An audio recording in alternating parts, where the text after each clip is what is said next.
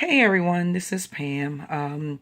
Wanted to lend my voice to my opinion in reference to the huge controversy within the Black community, particularly in reference to Steve Harvey meeting with President-elect Donald Trump. I've captured a couple of thoughts.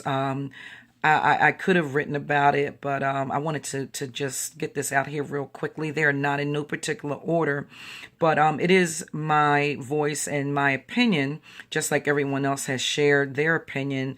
But one thing that I'm learning to personally that I'm learning, and this is very, very recently, and it's something that I'm putting into practice, is to reduce my own personal propensity to come to a quick assumption. I can be very quick to come to an assumption, a judgment, certainly an opinion, and I found that it's not always accurate. And it does not always lead to good dialogue or open dialogue, but because I don't have all the facts, and it's based on our own experience and just that our opinion. So I am learning to step back, to think about all sides, and to think more critically through a situation or through an event, through something that's said. And with the practice of that, it comes with not being so quick. So, jumping right in reference to Steve Harvey meeting with the Trump camp, for real, for real, for real, we don't know the exact details of that invite or that meeting.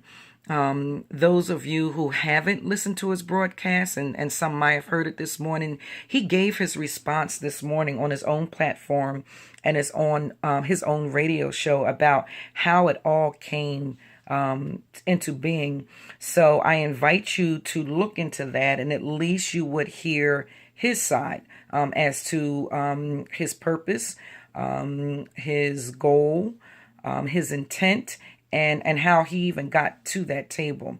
It's also kind of sad that there's such great controversy in this space amongst the African American community as we celebrate MLK's birthday this weekend. But with that, I would say don't be distracted and to stay focused. We are not each other's enemy. In reference to the media, while I do believe that the most credible outlets, they do attempt to report facts with ethical integrity, it's been my personal experience being interviewed with a local paper some years back that they don't always get it right. They don't always report it right.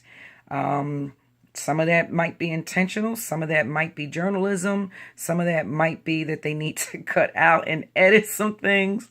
Some of it might be that it's filtered through the experience and the mind and the culture, so many different things of the journalist.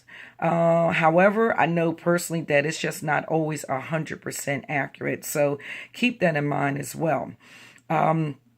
If we are to have a voice, and if you want to have a voice, and if you want that voice to be heard, you need to get to the table. You need to have an audience with the king, with the governor, with your manager, with your CEO, whomever. And how are you going to be heard unless you get to that table? Right now, somebody's at that table. It's not me. It's not anyone that's listening to this, but that brother is the one that is at the table. And in your workplace, in your community, somebody has to be the spokesperson, and somebody has to get to the table.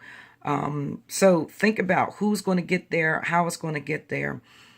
In this case, we don't know if God has positioned him there. He said that he had been praying about his purpose and having his audience. And if again, we don't know. That's my whole point. We don't know. So think about that. The protest, we can have our Black Lives Matter movement. We can have our civil rights movement. We can denounce all of the events and the controversies surrounding the absurd and horrible things that we have witnessed Donald Trump saying. However, someone needs to have a voice with that and get to the table. If we don't get to the table, our protests and our denouncing, they don't mean anything. And I'm not saying that this is absolute. What I'm saying is to think about it just a little different. And then why not have an insider? Because there's some decisions that will be made with that vote. But then there's some decisions that are made in boardrooms. There's some decisions that are made on golf courses. There's some decisions that are made with a shake of the hand or a phone call. Everything is not done in a clear-cut election, or everything is not done as we think it is. So there might be an opportunity there. We do not know if he's going to be an advocate or not. We don't know if he is, quote unquote, an Uncle Tom. But give it a chance to allow the facts and what we see and what actually happens to play out. It's really too soon to tell. I do challenge the Christian community just to simply be careful with the words of our mouths, because America is responding, or we are responding in fear and not faith.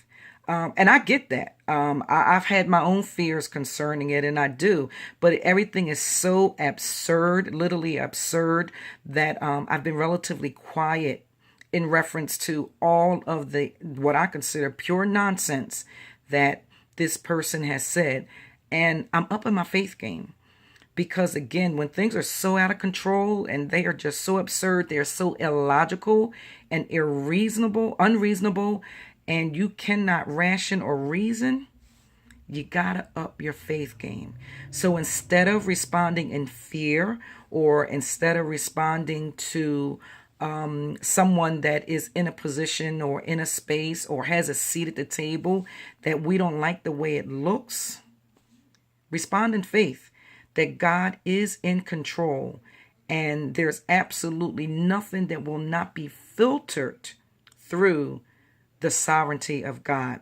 So give everybody a chance. Think about, Steve Harvey having this opportunity or this seat at the table, as we got to wait and see. We got to wait and see what this brother does. The ball is in his court. Where is it going to go?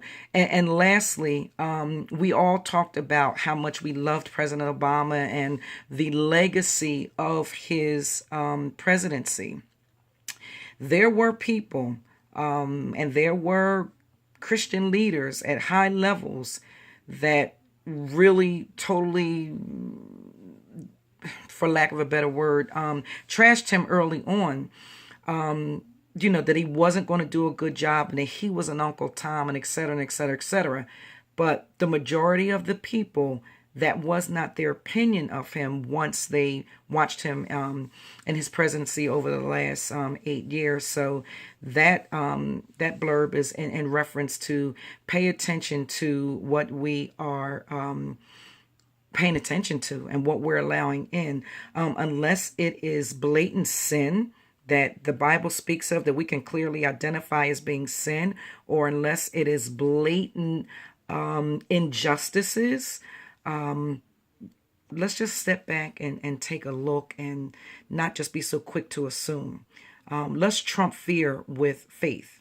Let's trump judgment with giving an opportunity of mercy, grace, and a wait and see attitude with patience and long suffering.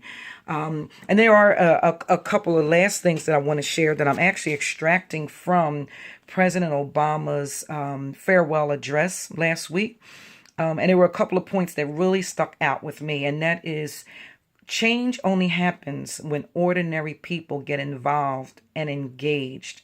And none of this will happen on its own, but it's with each individual accepting the responsibility of citizenship. So it boils down to that it's up to us, that if we are dissatisfied, start with your family, start in your community, and work it up from a local, a state, and even federal and national level. But for individuals to be so vocal and not actively get involved, we are part of the problem instead of part of the solution. And we do have power. Without a shadow of a doubt, we do have power individually, and we do have power collectively. And if we really want to see change, we need to exercise our own individual power. Maybe this brother, Steve Harvey, maybe that's what he's doing. He is exercising the power that he has, and he really believes that he has it. And then there was a statement that I heard this morning from Van Jones, and that was that the election is only one day, but democracy is won every single day. And the way that we win and the way that we become truly democratic is to get involved. So again, this is my opinion. I thank you very much for listening, and I respect everyone's opinion, and I ask that you respect mine as well. Okay, that's it. Thanks a lot. Thank you so much for listening. Bye-bye. Deuces.